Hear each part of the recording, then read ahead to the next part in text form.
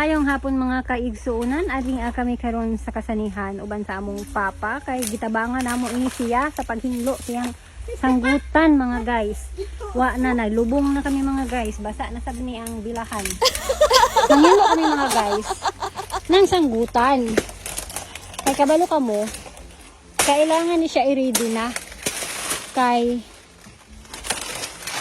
atay. Amo na ikaw lang nang bat adlaw-adlaw si papa mo. Ayaw ma. Ayaw maluoy ka. Nang bilaong na guys. Ang adlaw guys. Anak dog ni.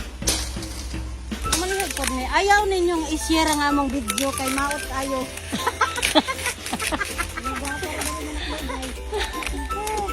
Ayaw pod mo comment guys, ayaw pod mo share.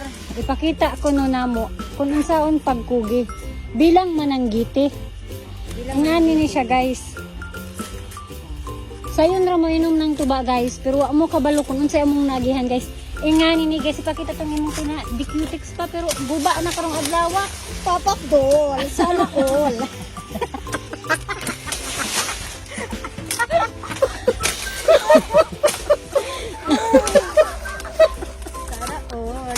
Naluoy man mi sa among papa mga guys, kailangan na mo din hing ibanan. Kay ang iyang edad 71.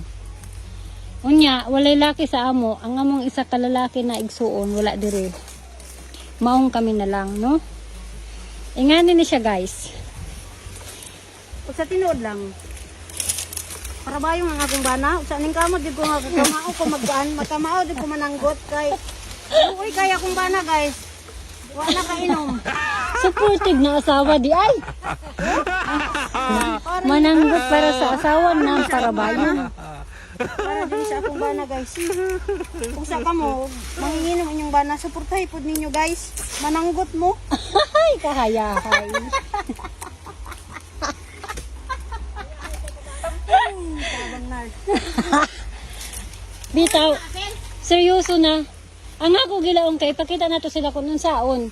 Pero lahi man ang imong gisulti ug sa Na amo man ay vlog na ako. Ako nga gihinloan ni guys kay para ma-prepare na siya. Para sunod buyan pwede na siyang masanggutan. Pwede na siya diri putlon. Pero kailangan na siya takdugon. Kailangan na siya pakapakon i-massage laong kada semana. Tuba na dayon na. Tapos ang tuba ginahimo na mong suka. Pwede po among himuong bino. Okay guys, that's all for today. We hope this vlog has been helpful and informative. If you have any suggestions for future videos or topics, please leave a comment below. And as always, don't forget to like and share this video with your friends. See you in the next one.